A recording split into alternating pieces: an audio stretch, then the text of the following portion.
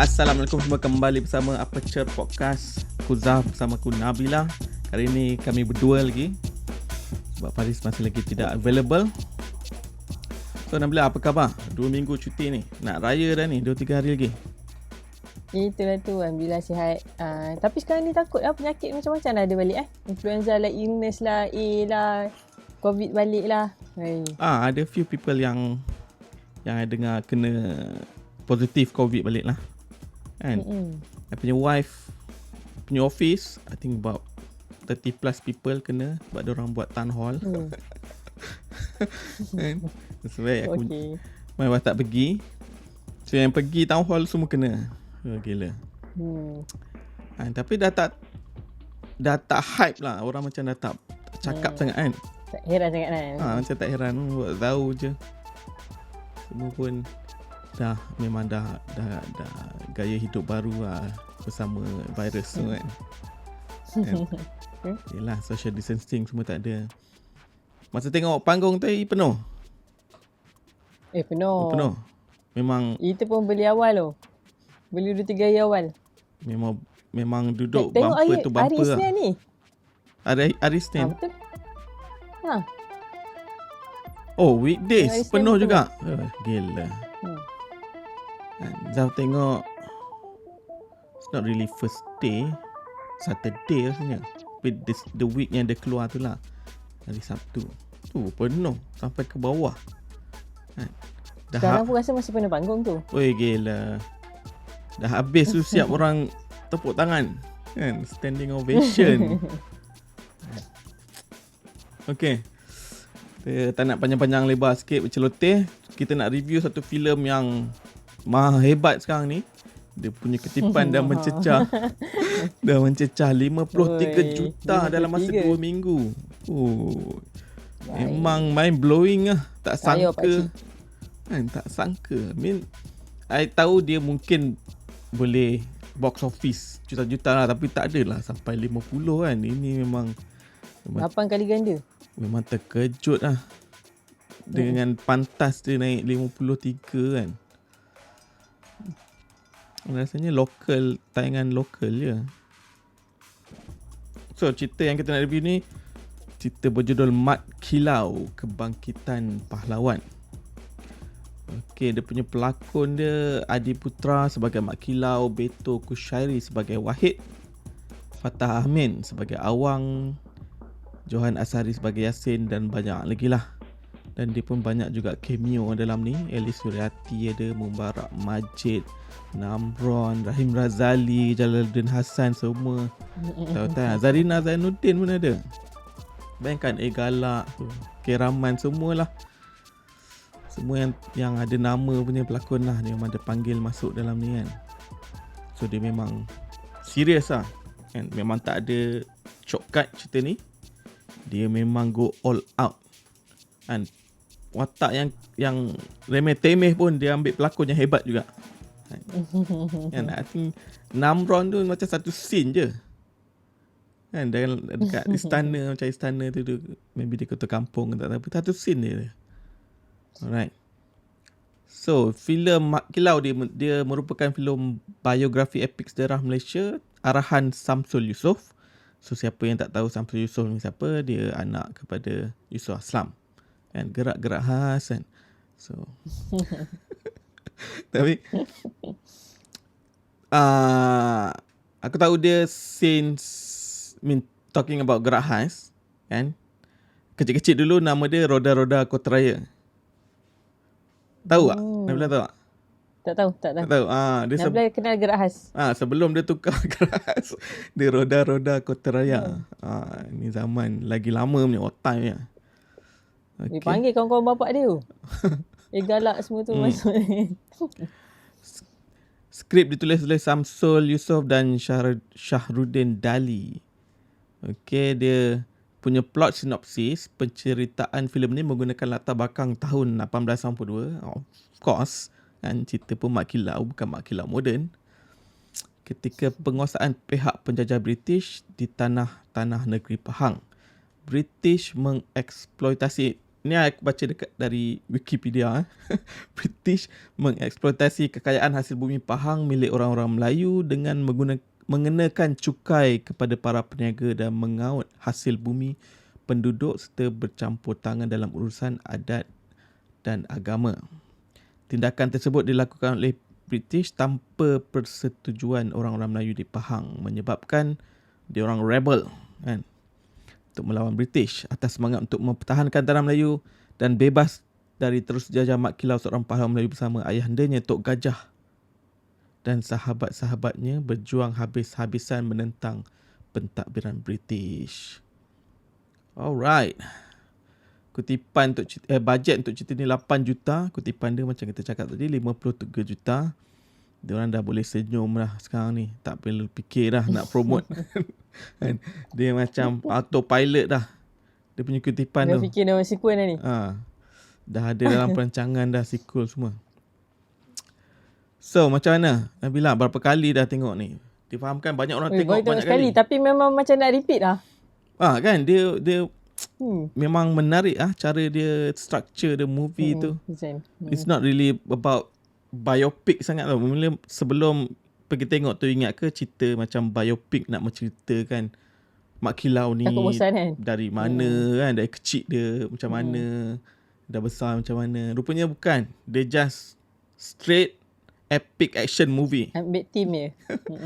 Itu je. Tapi I don't mind. And memang macam tu kan. Cerita ni kita enjoy sebab mungkin sebab Nabila datang dengan expectation yang tak terlalu tinggi. Sebab ialah filem biografi kan. Lepas tu cerita orang tahun yang kita pun tak hidup lagi kan. So expectation tu tak adalah tinggi sangat. So bila tengok dengan action pack yang mungkin boleh kata non-stop lah. Lepas tu dengan cara dia punya koreografi punya combat tu macam memang power gila. Cara dia memanah tu memang kita nampak memang nampak kita punya action sebagai pahlawan Melayu tau. So dia rasa macam best gila sampailah akhir. Dia rasa macam ni cerita action pack yang Nabila rasa memang pack. Yelah, I mean the whole choreograph tu dia memang dibuat dengan teliti lah. Dia ambil maybe influence from action movie yang Hollywood buat sikit-sikit, macam mana nak shot, macam mana nak boleh slow motion tu, angle mana nak tengok, nak ambil kan. Semua tu telah dirancang. Macam for me, macam Zaf cakap mula-mula tu memang ingat ke biopic kan, memang perception tu memang okay, biopic nak cerita memang genuinely nak cerita pasal Mat Kilau ni. Rupanya tak kan. Tapi since dia punya approach ni berkesan, I don't mind. Kan, I don't mind. Dia tak meleweh-leweh sangat ke apa kan. I don't mind. Dia memang straight away action. So ada setengah orang yang ada problem sikit lah dengan dia punya approach ni. Kan, ada yang cakap tak berapa nak authentic sangat cerita dia. Kan, ada yang komplain pasal baju kan. Apa ni baju macam baju-baju baru kan. I understand. Samsul Yusof punya cerita selalu memang macam tu. Kan, baju dia semua cantik-cantik semua. Kan?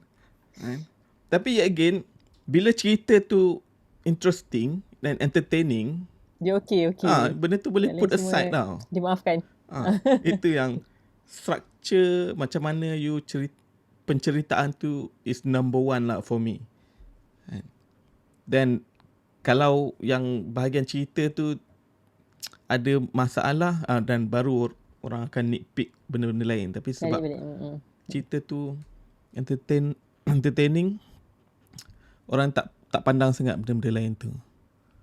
Dan dia punya flow pun cantik. Dia tak adalah nampak kita macam berfikir atau hang. Cerita-cerita sejarah ni kadang-kadang boleh buat kita rasa bosan atau kita tak follow sejarah secara betul kan. Tapi cerita ni macam biasalah, dia bukan exactly boleh buat bosan lah. Dia bukan betul-betul penceritaan tentang hidup dia sendiri je. Dia macam dia filem kan. So macam dia bagi kita nilai tu dalam masa kita pun enjoy movie tu. Dan lagi satu kan, movie ni dia ada banyak gila nilai-nilai yang ada certain shot tu macam scene yang boleh buat sedih macam tu. Tiba tak sangka lah cerita pahlawan ni boleh buat rasa semangat Touching cerita sikit kawan, semangat kekeluargaan kan. Macam Ah. tiba rasa sedih pula kan. Macam tak expect benda-benda macam tu pun boleh ada. Ya, ada, especially karakter Beto tu yang dengan wife dia. Wife dia.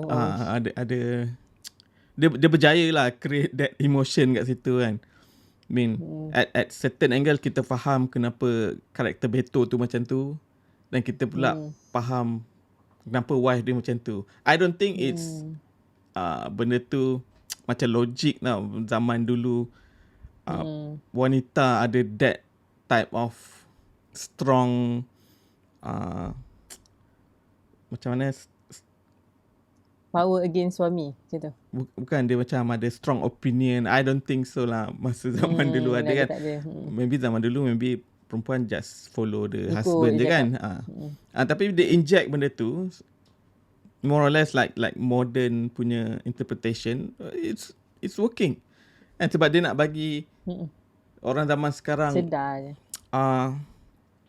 boleh relate dengan dia punya relationship suami isteri tu. Yang kata even Mak Kilau sendiri pun actually karakter dia tak banyak sangat disentuh pun dalam dengan mendalam. Dia just tunjuk dia ada keluarga, tapi dalam dia punya case dia punya isteri tu much more supportive and anak dia much more supportive. So tak ada konflik kat situ. Kan? So mungkin kalau yang konflik keluarga tu dia switch between Mak Kilau dengan Beto tu, mungkin jalan cerita tu itu lagi interesting lah, sebab cerita pasal Mak Kilau kan. Dalam ni Mak Kilau dia tak ada konflik apa-apa kan.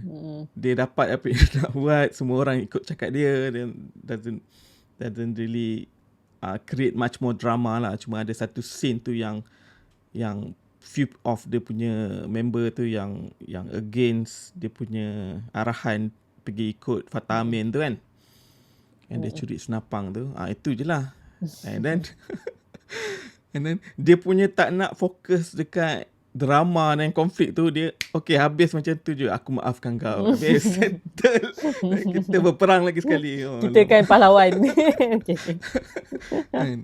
So memang straight lah. Tak ada nak meleweh-leweh. I mean, that's why dia entertaining kan. Orang tak fikir sangat lah cerita ni betul ke tak betul ke. Orang enjoy dengan all the action, all the choreograph semua. Okay, dari segi dia punya dialog macam mana? Ada perasaan janggal tak? Cara diorang bercakap ni is different. Memanglah orang lama kan. Tapi sebab kita pun tak banyak didedahkan dengan orang tahun tu bercakap. Jadi pandang belah tak adalah masalah besar kot. Tapi ada orang adalah baca review yang pasal dia punya dialog Dialog dia, cara dia tapi bercakap. pada Nabila acceptable kot. Acceptable kan? Tak dikaburi dengan benda-benda lain. Dia nak bagi ada rasa perbezaan dengan zaman moden. Ada few words yang doesn't make sense lah. Dicakap pada zaman 1800 kan. Macam korang. I don't think orang dulu panggil korang macam tu kan. Korang. Tapi for me, kalau nak nitpick on the script, the whole thing dah boleh scrap dah actually. I don't think orang Pahang cakap macam tu. Even though dia punya arrangement of the words tu lain kan. Sebab bila diorang bercakap ni, diorang macam berpidato tau. Diorang macam bukan cakap dengan orang. Macam cakap untuk ditulis. So at least message tu still sampai lah. Dan kita rasa it's different enough with our normal conversation. So for me it's okay. And it's okay. Ada orang bagi comparison dengan cerita P. Ramlee kan. I mean P. Ramlee pun tahun 50s 60s je. It's not like 1800 kan. P. Ramlee pun dia tak follow pun masa dia buat zaman 60-an tu. And the way they construct the script is applicable untuk zaman tu. Macam mana people on the 50s bercakap kan. Bukan dia skrip tu ikut dia pun buat tahun. Untuk zaman tu, tahun tu punya filem pun. Bukan ikut 1800 punya dialog. And mengarut gila. I mean, you nak kritik yang ada makna sikit lah. Just nak cari kesalahan je. For me, is silly lah. Okay. Yang watak Mak Saleh. Selalu kalau cerita kita ni, ada watak Mak Saleh selalu dia problem sikit. What do you think? Si Captain Sayers ni. Dia kan ada banyak. Rasanya dia memang fasih cakap bahasa Melayu kan. Mungkin lah. Dia boleh cakap lah. Tapi tak lah, rasa macam okey je. Dia macam nak cakap nampak beza darjat tu. Tapi dia tak nampak terlalu pelik untuk, tak janggal lah karakter tu dengan believable lah. Dalam masyarakat Melayu tu boleh percaya lah. Boleh percaya kan?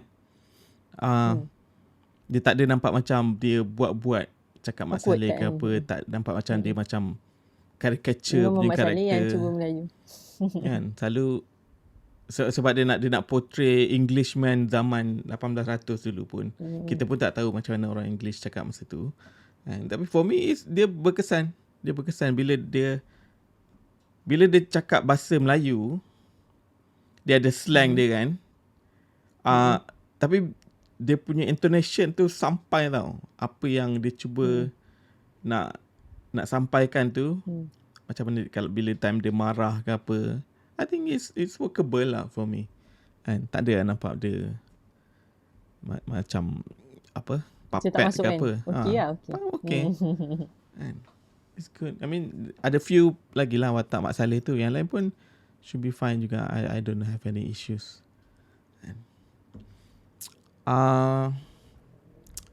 Untuk watak ni, Yayan Ruhian, Toga.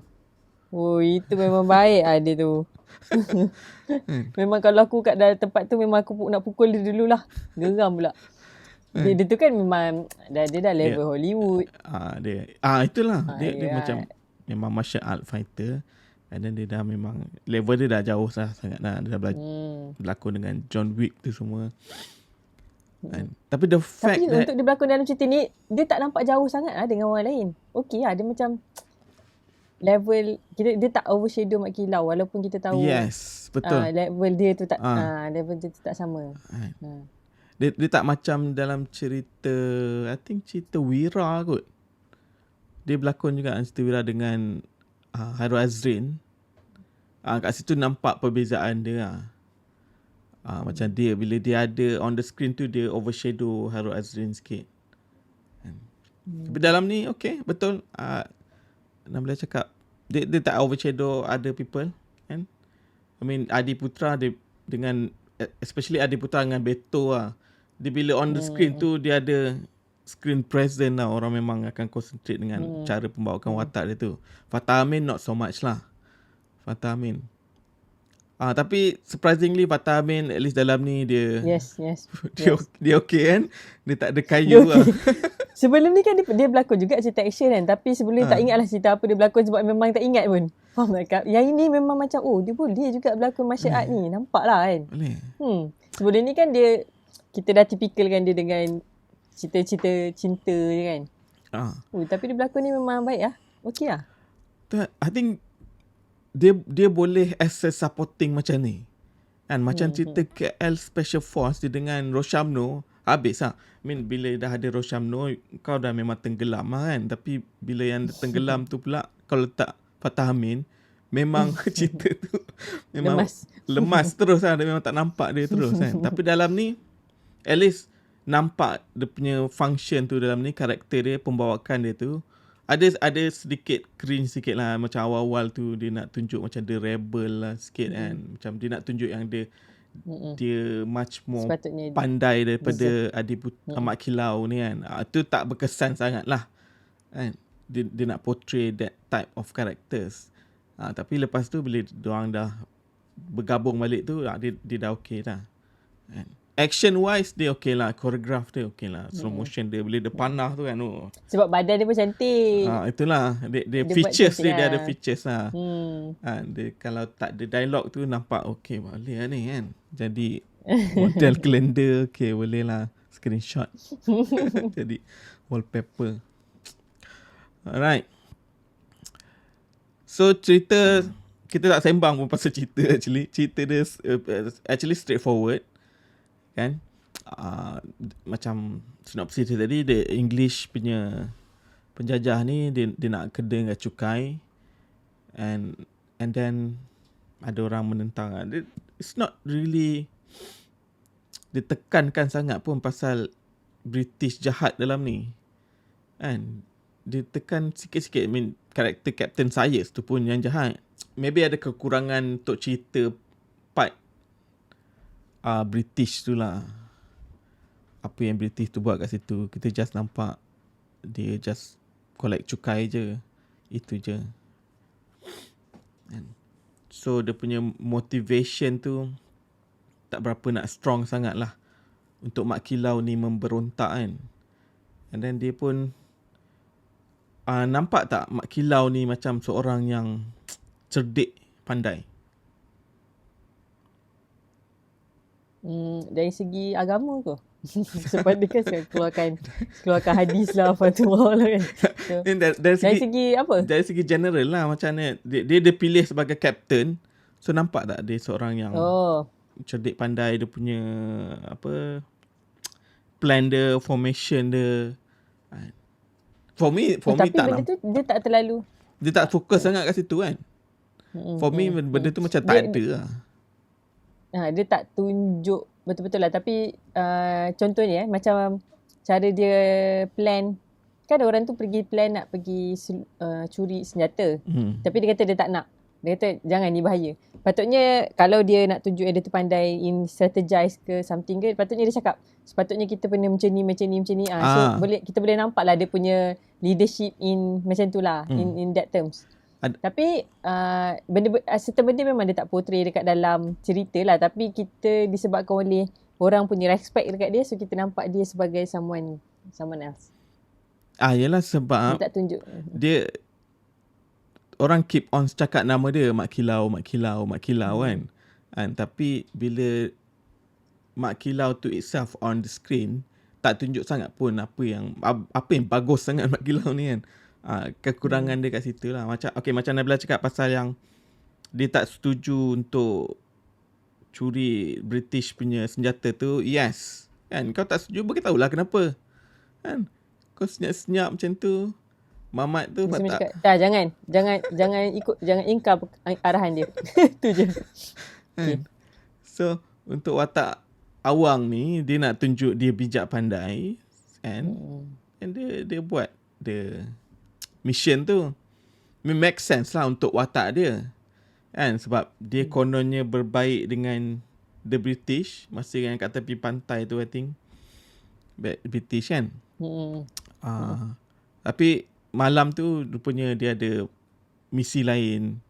Make sense lah apa yang dia buat kat situ. Tapi kalau Mak Kilau beritahu awal-awal kenapa kita tak boleh buat benda tu tak jadi hal lah. So in term of dia nak create satu drama konflik between Mak Kilau dengan Awang ni, Nabila rasa menjadi rival. Dia nak create some rival masa tu. Rasanya kan dia start jadi bila dia start berlawan dekat JT tu kot. Sebelum tu dia nampak macam seorang ni pemberontak, seorang lagi tu acah-acah ketua. Macam tu je lah. Dia tak nampak kekuatan yang sama, apa beza dia sikit kan. So dia tak nampak lah. Masa mula-mula tu tak nampak. Sebab nampak macam lebih Awang tu memang nampak lebih outstanding lah. Yelah. Lagi satu bapak dia guru silat tu kan. Bapak dia apa tah? Cikgu dia. Tapi lepas daripada tu nampak lah credibility tu nampak sikit-sikit. Dia tak tunjuk secara, dia tu memang ada tight competition, itu tak nampak lah daripada awal. For me the rivalry yang dia nak create dalam cerita ni tak berkesan lah. Tak berkesan. Sebab apa? Sebab dia tunjuk Awang ni, memang nampak sangat Awang ni macam gila kuasa sikit lah. Dia nak tunjuk kat situ kan. Sebab dia rasa dia deserve that position, kan. Maknanya dia nak portray Mak Kilau ni someone yang really cool, Kan abang-abang sikit. Religious man. Alim. Tapi benda tu macam tak jadi sangat lah. Tak nampak sangat dia punya rivalry tu. For me, bila dia ada satu scene yang diorang maybe dekat istana tu, bila diorang decide diorang nak pilih Mat Kilau. Kan, bila Tok Gajah tu pilih Mat Kilau kan. Dan then tiba-tiba dia tunjuk Awang ni macam sakit hati. Dan oh okay, kau memang nak kau memang nak position tu ke? Baru that moment baru I perasan, oh okay, kau nak position tu ke? Oh, okay, patutlah. Sebelum tu ingat satu team Oh.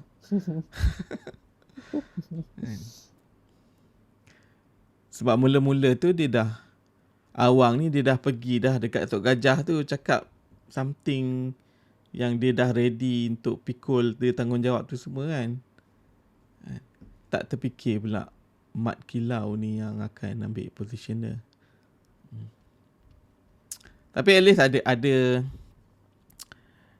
ada attempt untuk buat sedikit konflik, rivalry and drama lah. So tak adalah dull sangat cerita ni, action je kan. Okay lah kat situ. And so dia tambah drama sikit kat situ, and then dia tambah drama sikit untuk Beto punya family tu, which is agak kejam jugalah. Macam mana dia matikan watak bini dia tu kan. I ingat dia nak campak jatuh tangga je sekali. Oh jahat lah. Tikam dengan anak-anak sekali. Itu memang jahat lah. Okay. Yang kawan tu siap lari, dia tutup mulut tu. Tak boleh jerit tu. Tak boleh buat bunyi. Kesiannya. Aduh. But it's just enough lah. Dia tak lebih-lebih sangat. Just enough lah. We enjoy dia punya action tu. Right. So ending dia, is it okay for you? Dia habis macam tu je. Oh, yang masa British lari tu, itu nampak macam tak sedap sangat lah. Tapi macam, kan British tu lari macam tu je kan? Tak ada ending untuk yang British tu kan? Yang tu je kot yang rasa macam tak best lah. Tapi kita tahu dia macam, dia menunjukkan orang tu menang dari segi bukan usir, bukan menang secara keseluruhan lah. Mungkin untuk battle tu dia menang lah macam tu lah. Ending dia nampak macam tu. Betul tu. Itu pun dia guna dia ada strategi lah untuk dia menang kat situ kan. Dia prepare, do the preparation. Basically dia ambush the English punya troop kat situ. So lepas tengok ending dia tu, for me cerita ni macam exactly apa yang tajuk dia, yang dia bubuh tajuk dia, Kebangkitan Pahlawan tu. Memang dia nak tunjuk Mat Kilau bangkit. Itu je. So dia punya kekurangan tu, okay, kalau dia nak buat cerita ni ending Mat Kilau tu finally bangkit, at least ada lebih sikit lah cerita pasal Mat Kilau tu punya structure kan, dia punya character arc tu. Kat situ je lah kurang kat situ. So rasa a bit tergantung sikit lah cerita ni. Dia macam second act lah cerita yang kat tengah-tengah je. And dia punya beginning tak ada sangat, dan ending dia pun tak ada sangat. But still I enjoy. Enjoyable. Still I enjoy. Alright. Production wise, I think it's good enough. And 8 juta memang nampak lah, 8 juta ada create all the set design tu. And dia tak ada go overboard sangat. Cinematography pun cun. Dia banyak fokus kat choreograph tu lah. All the slow motion shot tu semua, letup-letup tu semua. Alright. Tapi adalah certain shot yang macam okay lah, macam goyang ke, macam tak cantik sikit. Tapi still dia sikit-sikit je kot macam tu kan. Kita nampak lagi power. Shaky cam dia agak excessive sikit lah. Kan, shaky cam goyang tu kan. Dia nak bagi intense untuk every single action scene tu. I mean, the one is dia punya creative decision lah. It's not wrong kan. Some people cakap benda tu salah, but it's not wrong. Dia punya creative decision dia nak buat macam tu. And dia bukan cerita, let's say cerita Jackie Chan ke apa, just wide or medium shot tunjuk choreograph macam tu kan. Mereka kena faham lah apa yang dia nak buat. Efek bersilat.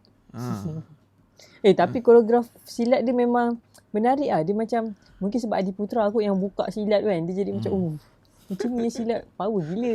Kan? Tak ada. The angle tu penting tu. Tahu nak shoot angle mana. Even yang masa dia fight muka dia. Dekat jetty tu macam superhero ada datang kan. Ya. Kan? Tak apa. Macam superhero ada datang. I mean, okay. Again, creative decision dia nak buat macam tu. And dia punya dia macam dia nak portray that character.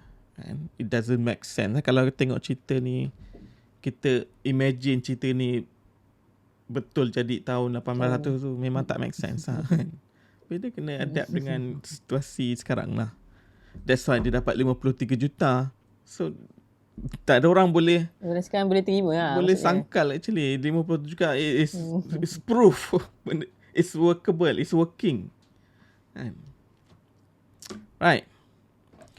So apa lagi? For me macam tak ada sangat negatif lah nak cakap. Negatif tak ada banyak sangat lah. Apa yang I cakap tu lah. Ada kekurangan dia sikit-sikit kat situ.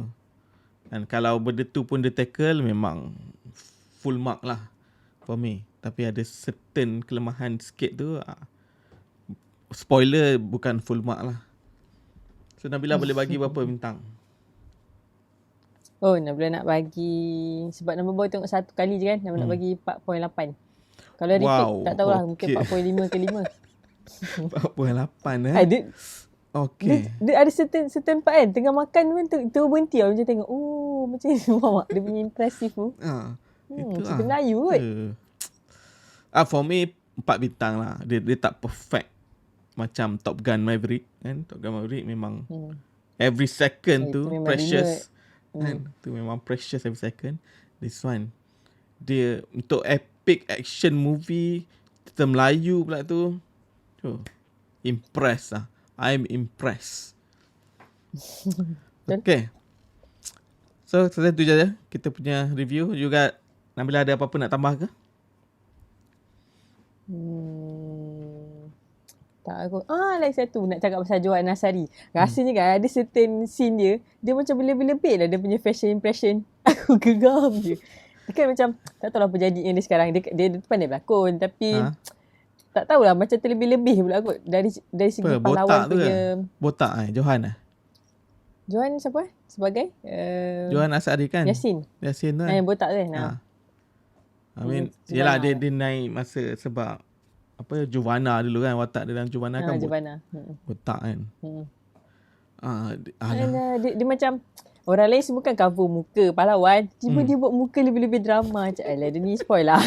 Tapi okey lah sebab dia sekejap je, dia tak penting pun. Okey lah. Okey lah. Yang penting 3 tu lah, Adi, Betul dengan Fatah Amin tu. Dia at least menggerakkan. And then okay, nak repeat lagi sekali. Kita tengok. Yalah. Alright. So, 4 bintang untuk aku.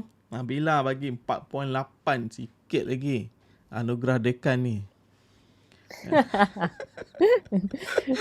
Okay, so siapa yang belum tengok cerita guys. Apa nama ni, cerita Mat Kilau ni, please go ahead tengok and enjoy time summer blockbuster ni. And daripada tengok cerita Thor tu, main Thor dia postpone. And ada 2 movie je yang berbaloi tengok sekarang ni, Top Gun dengan Mat Kilau. Top Gun. Mat Kilau. Pergi tengok Mat Kilau dan pergi tengok Top Gun. Memang senyum lah weekend tu tidur. Serius. Betul. Semua orang macam ni sekarang. Semua nak bersilat. Nak makan pun macam tu lah mak.